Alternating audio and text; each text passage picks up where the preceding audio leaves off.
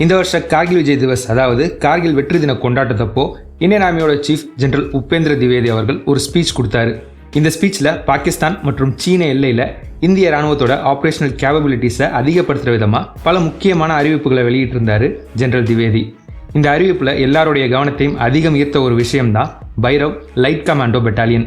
இந்த வீடியோவில் நம்ம இந்தியன் ஆர்மியோட புது அதிரடி யூனிட்டான பைரவ் லைட் கமாண்டோ பெட்டாலியன்னா என்ன, இவங்களுடைய காம்போசிஷன் எப்படி இருக்க போது, இந்த யூனிட்டை ஏன் உருவாக்கியிருக்காங்க அப்படிங்கிறத பற்றியெல்லாம் பார்க்கலாம்.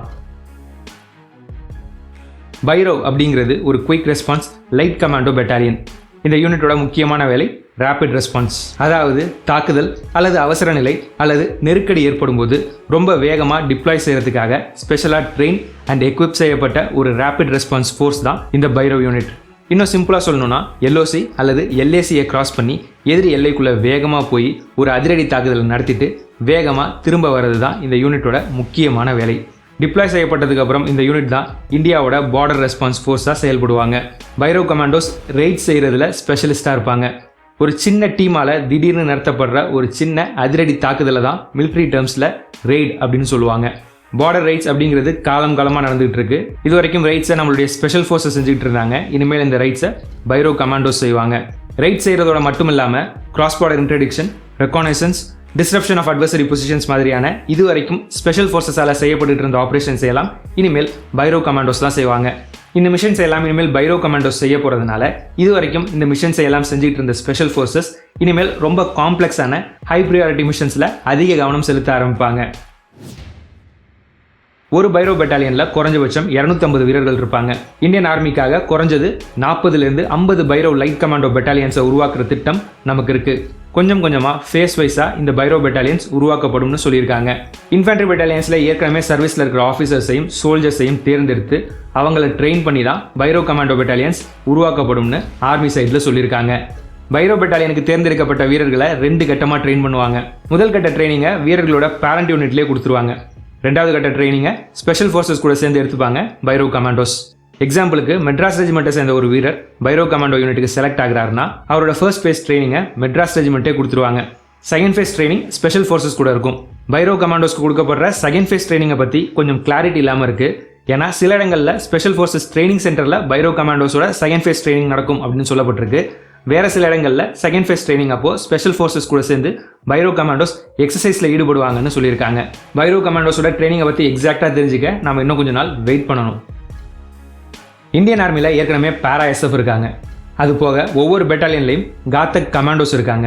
இந்த நிலைமையில் புதுசாக எதுக்கு பைரவ் லைட் கமாண்டோ பெட்டாலியன் அப்படிங்கிற ஒரு கேள்வி பலருக்கும் இருக்குது. இந்த 3 யூனிட்ஸோட ரோல்ஸை பற்றி தெரிஞ்சுக்கிட்டா நமக்கு இந்த கேள்விக்கான ஆன்சர் கிடைக்கும். எதிரிகளோட எல்லைக்குள்ளே ஆழமாக போய் கவர்ட் அண்ட் ஸ்ட்ராட்டஜிக் மிஷன்ஸை செய்கிறது தான் பாரா-எஸ்எஃபோட ரோல். Example surgical strikes. அதே மாதிரி காத்தக் பிளட்டூனோட role tactical level operations. Ghatak battalion அவங்களுடைய பெட்டாலியன்ஸுக்கு ஸ்கவுட்டாகவும் ஷாக் ட்ரூப்ஸாகவும் செயல்படுவாங்க. பாரா-எஸ்எஃப் மாதிரி எதிரி எல்லைக்குள்ளே ஆழமாக போகாமல் எல்லை ஒட்டின பகுதிகளிலையும் தேவை ஏற்படும் போது எல்லை தாண்டி எதிரி எல்லைக்குள்ளே கொஞ்சம் தூரம் உள்ளே போய் டாக்டிக்கல் லெவல் ஆப்ரேஷன்ஸை செய்வாங்க. அதே சமயம் இமீடியட் பார்டர் ஏரியாஸில் ஃபாஸ்ட் டாக்டிக்கல் ஸ்ட்ரைக்ஸை செய்கிறது தான் பைரவ் கமாண்டோஸோட ரோல். இவங்க பார்டர் கண்டின்ஜென்சிஸ்க்காக உருவாக்கப்பட்டிருக்கிற ஒரு unit. Bhairav commandos cross border raids செய்வாங்க. இந்த ரைட்ஸில் எல்ஏசி அல்லது எல்ஓசியை ஒட்டி இருக்கிற எனிமி பொசிஷன்ஸ் அல்லது டெரர் கேம்ப்ஸை தாக்கி அழிப்பாங்க. தேவை ஏற்பட்டால் எதிரி எல்லைக்குள்ளே போயும் ரைட்ஸ் செய்வாங்க. ஓவராலாக பார்டர் ஜோனை டாமினேட் பண்ணுவாங்க பைரவ் கமாண்டோஸ். சிம்பிளாக சொல்லணும்னா பாரா-எஸ்எஃப் எதிரி எல்லை உள்ள ஆழமாக போய் மிஷன்ஸ் செய்வாங்க. அதே சமயம் பைரவ் கமாண்டோஸ் எல்லையை ஒட்டின பகுதிகளில் ஷிஃப்ட் அசால்ட்ஸை லான்ச் பண்ணுவாங்க. என்னதான் எதிரி எல்லைக்குள்ளே போனாலும் பாரா-எஸ்எஃப் அளவுக்கு எதிரி எல்லைக்குள்ளே ஆழமாக போக மாட்டாங்க பைரவ் கமாண்டோஸ். காத்தக் கமாண்டோஸ் பெரும்பாலும் அவங்களுடைய சைடில் தான் மிஷன்ஸை பெர்ஃபார்ம் பண்ணுவாங்க. ரொம்ப ரேராக தான் எல்லை தாண்டி எதிரி எல்லைக்குள்ளே கொஞ்சம் தூரம் உள்ளே போய் மிஷன்ஸை பெர்ஃபார்ம் பண்ணுவாங்க காத்தக் கமாண்டோஸ். காத்தக்கை விட ஸ்பெஷலைஸ்டான அதே சமயம் பாரா-எஸ்எஃப் அளவுக்கு ஸ்பெஷலைசேஷன் இல்லாத ஒரு யூனிட் பைரவ். அதே மாதிரி காத்தக்கை விட காம்ப்ளெக்ஸான மிஷன்ஸை பைரவ் கமாண்டோஸ் செய்வாங்க. அதே சமயம் பைரவ் கமாண்டோஸ் செய்கிற மிஷன்ஸ் பாரா-எஸ்எஃப் செய்கிற மிஷன்ஸ் அளவுக்கு காம்ப்ளெக்ஸாக இருக்காது. இன்னும் சிம்பிளாக சொல்லணும்னா பாரா-எஸ்எஃப்க்கும் காத்தக் கமாண்டோஸ்க்கும் நடுவில் இருந்த கேப்பை சரி செய்கிற ஒரு பிரிட்ஜாக பைரவ் கமாண்டோஸ் இருப்பாங்க. இப்போ பைரவ் கமாண்டோஸ் வந்ததுனால இனிமேல் பாரா-எஸ்எஃப்பும் காத்தக் கமாண்டோஸும் அவங்களுடைய ஆக்சுவல் டாஸ்கில் முழு கவனத்தையும் செலுத்த ஆரம்பிப்பாங்க. நான் முன்னாடியே சொன்ன மாதிரி 40லேருந்து 50 பைரவ் லைட் கமாண்டோ பெட்டாலியன்ஸை உருவாக்குற திட்டம் இந்தியன் ஆர்மிக்கு இருக்குது. இதில் இப்போது 5 Bhairav light commando battalions front line டிப்ளாய்மெண்ட்டுக்காக ரெடியாக இருக்காங்க. இந்த 5 யூனிட்ஸில் 3 யூனிட் சைனா அண்ட் பாகிஸ்தானை ஒட்டி இருக்கிற நார்தர்ன் ஃப்ரண்டியர்லையும், ஒரு யூனிட் நார்த் ஈஸ்ட்லையும், ஒரு யூனிட் வெஸ்டர்ன் ஃப்ரண்ட்லையும் டிப்ளாய் செய்யப்பட்டிருக்கிறதா ரிப்போர்ட்ஸ் வந்திருக்கு. அக்டோபர் 2025 23 பைரவ் லைட் கமாண்டோ பெட்டாலியன்ஸை உருவாக்குற திட்டம் இந்தியன் ஆர்மிக்கு இருக்கு. கார்கில் விஜய் திவஸ் அப்போ ஆர்மி சீஃப் கொடுத்த ஸ்பீச்சில் எல்லாரோட கவனத்தையும் ஈர்த்த இன்னொரு விஷயம் Rudra all arms brigade. Indian ஆர்மியில் நிறைய டைப் ஆஃப் பிரிகேட்ஸ் இருக்கு. உதாரணத்துக்கு இன்ஃபேண்ட்ரி பிரிகேட், ஆர்டிலரி பிரிகேட்னு சொல்லிக்கிட்டே போகலாம். இன்ஃபேண்ட்ரி பிரிகேட்ல இன்ஃபேண்ட்ரி யூனிட்ஸ் மட்டும்தான் இருப்பாங்க. அதே மாதிரி ஆர்டிலரி பிரிகேட்ல ஆர்டிலரி யூனிட்ஸ் மட்டும்தான் இருப்பாங்க. இது மாதிரி அந்தந்த பிரிகேட்ஸில் அந்தந்த யூனிட்ஸ் மட்டும்தான் இருப்பாங்க. இந்த யூனிட்ஸ் எல்லாம் அவங்களுக்கு கொடுக்கப்பட்ட வேலைகளை பார்ப்பாங்க. இவங்களுக்குள்ள இருக்கிற கோஆர்டினேஷனில் அப்பப்போ சில பிரச்சனைகள் ஏற்படும். இந்த பிரச்சனையை சரி செய்ய தான் ருத்ரா ஆல் ஆர்ம்ஸ் பிரிகேட் உருவாக்கப்பட்டிருக்கு. ருத்ரா பிரிகேடோட ஒரு ஃபார்மேஷனில் infantry, mechanised infantry, armoured, special forces, artillery, engineers, signals, UAVs, air defence, electronic warfare, லாஜிஸ்டிக்ஸ்னு எல்லா காம்போனன்ட்ஸும் இருக்கும். ஒரு கம்பைன்ட் ஆர்மாக இருக்கக்கூடிய ருத்ரா பிரிகேடால் எல்லா விதமான ஆப்ரேஷன்ஸையும் வேறு எந்த பிரிகேட்ஸோட உதவியும் இல்லாமல் தனியாக செஞ்சு முடிக்க முடியும். இப்போ இருக்கிற காலகட்டத்தில் எதிரி மேலே தாக்குதல் நடத்தணும்னா முதல்ல ஆர்டிலரியை பயன்படுத்தி எதிரிகளுடைய டிஃபென்ஸை டேமேஜ் பண்ணுவாங்க. அதுக்கப்புறம் ஆர்மர், அதாவது டேங்க்ஸ் உள்ளே போய் எதிரிகளுடைய டிஃபென்ஸை அழிக்கும்.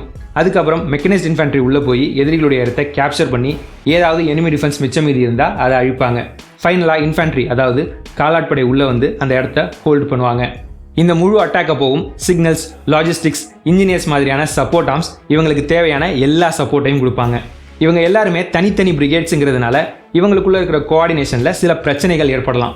இந்த பிரச்சனைகள் ஆப்ரேஷனல் எஃபிஷியன்சியை குறைக்கலாம். இந்த பிரச்சனைகளை சரி செய்ய தான் ருத்ரா ஆல் ஆர்ம்ஸ் பிரிகேட் உருவாக்கப்பட்டிருக்கு. ருத்ரா பிரிகேட்ஸில் எல்லா காம்போனன்ட்ஸும் ஒரு கமாண்டின் கீழ் செயல்படுறதுனால இவங்களுக்கு நடுவில் இருக்கிற கோஆர்டினேஷன் பல மடங்கு அதிகமாகும். இது இந்த யூனிட்ஸோட ஆப்ரேஷனல் எஃபிஷியன்சியை அதிகப்படுத்தும். ருத்ரா ஃபார்மேஷன் ஒரு பிரிகேட் அப்படின்னா இதில் 3000 4000 வீரர்கள் இருப்பாங்க. ருத்ரா பிரிகேடை ஒரு பிரிகேடியர் கமாண்ட் பண்ணுவார். எல்லா காம்போனன்ட்ஸும் இருக்கிறதுனால ஒரு ஆப்ரேஷனை பிளான் பண்ணும்போது எல்லாரும் அவங்களுடைய பாயிண்ட் ஆஃப் வியூவை கொடுப்பாங்க. எல்லாரோட பாயிண்ட் ஆஃப் வியூவையும் கன்சிடர் பண்ணி இவங்களுடைய கமாண்டரான பிரிகேடியர் ஒரு டிசிஷன் எடுப்பார். Infantry, mechanised infantry, armoured divisions, artillery, special forces, யூஏவின்னு எல்லாரோட பாயிண்ட் ஆஃப் வியூவும் இருக்கிறதுனால ருத்ரா பிரிகேட்ஸோட டிசிஷன் மேக்கிங் ப்ராசஸ் ரொம்ப எஃபிஷியண்ட்டாக இருக்கும். இது மட்டும் இல்லாமல் ஆப்ரேஷன் செய்கிறதும் ரொம்ப ஸ்மூத்தாக இருக்கும். ருத்ரா பிரிகேட்ஸை ஃபார்ம் பண்ணுறதுக்கு மிக முக்கியமான காரணம் ஃபாஸ்ட் டிப்ளாய்மெண்ட். எல்லா காம்போனன்ட்ஸும் ஒன்றா இருக்கிறதுனால ருத்ரா பிரிகேட்ஸோட டிசிஷன் மேக்கிங் எஃபிஷியண்ட்டாக மட்டும் இல்லாமல் ரொம்ப ஃபாஸ்ட்டாகவும் இருக்கும். இதனால ருத்ரா பிரிகேடோடைய டிப்ளாய்மெண்ட் அப்படிங்கிறது மற்ற பிரிகேடோட டிப்ளாய்மெண்ட்டை விட பல மடங்கு ஃபாஸ்ட்டாக இருக்கும். சில ரிப்போர்ட்ஸில் ருத்ரா பிரிகேடோடைய டிப்ளாய்மெண்ட்டுக்கு 12 மணி நேரத்துலேருந்து 48 மணி நேரம் மட்டும்தான் ஆகும்னு சொல்லப்பட்டிருக்கு. பார்டரில் டிப்ளாய் செய்யப்பட்டிருக்கிற 2 பிரிகேட்ஸை ஏற்கனவே ருத்ரா பிரிகேட்ஸாக மாற்றிட்டாங்க. இது போக 250 சிங்கிள் ஆர்ம் பிரிகேடை ருத்ரா பிரிகேடாக மாற்றுற திட்டம் இந்தியன் ஆர்மிக்கு இருக்குது. இப்போ சமீபத்தில் பாகிஸ்தான் கூட நடந்த மோதலில் ட்ரோன்ஸ் அதிக அளவில் பயன்படுத்தப்பட்டுச்சு. இனிமேல் நடக்க போகிற மோதல்களையும் ட்ரோன்ஸ் தான் அதிக அளவில் பயன்படுத்தப்படும். ட்ரோன்ஸோட முக்கியத்துவத்தை மனசில் வச்சுக்கிட்டு இந்தியன் ஆர்மி சக்திபான் ரெஜிமெண்ட்ஸையும் திவ்யாஸ்திரா பேட்டரிஸையும் உருவாக்க போகிறாங்க. சக்திபான் ரெஜிமெண்ட் அப்படிங்கிறது ஒரு ஸ்பெஷலைஸ்ட் ஆர்டிலரி ரெஜிமெண்ட். பொதுவாக ஆர்டிலரி ரெஜிமெண்ட்டில் பெரிய பெரிய பீரங்கிகள் இருக்கும்.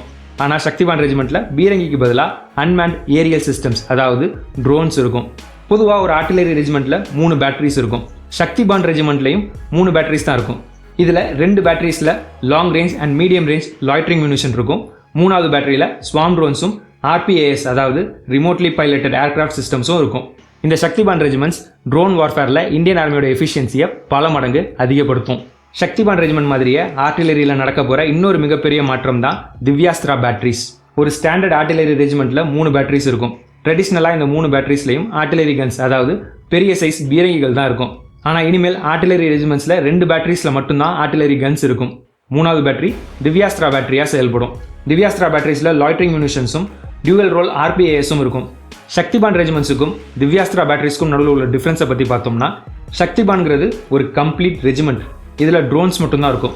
அதே சமயம் திவ்யாஸ்திராங்கிறது ஒரு ரெகுலர் ஆர்டிலரி ரெஜிமெண்ட்டில் இருக்கிற டெடிகேட்டடான ட்ரோன் பேட்டரி. மிலிட்ரியை பொறுத்த வரைக்கும் பீரங்கிகள், மார்ட்டர்ஸ், ஏவுகணைகள் மாதிரியான காம்போனன்ட்ஸோட ஒரு குரூப்பை தான் பேட்டரின்னு சொல்லுவாங்க. இந்தியன் ஆர்மியில் நடந்துகிட்டு இருக்கிற நடக்க போகிற மிக முக்கியமான டிரான்ஸ்ஃபர்மேஷன்ஸை பற்றி இந்த வீடியோ மூலமாக தெரிஞ்சுக்கிட்டு இருப்பீங்கன்னு நம்புகிறேன். 1971 இந்தியா பாகிஸ்தான் போரோட போக்கையே மாற்றின மேஜர் வெற்றிநாதன் அவர்களை பற்றி தெரிஞ்சுக்க என் கார்டில் இருக்கிற லிங்கை கிளிக் பண்ணி பாருங்கள். இந்த வீடியோவை இவ்வளோ நேரம் ஃபுல்லாக பார்த்ததுக்கு ரொம்ப நன்றி. இந்த வீடியோ உங்களுக்கு பிடிச்சிருந்தா இந்த வீடியோவை லைக் பண்ணுங்கள். வீடியோ பற்றின உங்களுடைய கருத்துக்களை கமெண்ட்ஸில் சொல்லுங்கள். இதே மாதிரி நிறைய வீடியோஸ் பார்க்க இந்த சேனலை சப்ஸ்கிரைப் பண்ணிக்கோங்க. இந்த சேனலை சப்போர்ட் பண்ணணும்னு நினச்சிங்கன்னா ஜாயின் பட்டனை ப்ரெஸ் பண்ணி சேனலில் மெம்பராக சேர்ந்து சப்போர்ட் பண்ணுங்கள். இந்த வீடியோவை இதோட முடிச்சுக்கிறேன். அடுத்த வீடியோவில் உங்களை பார்க்குறேன். தேங்க்யூ. பாய்.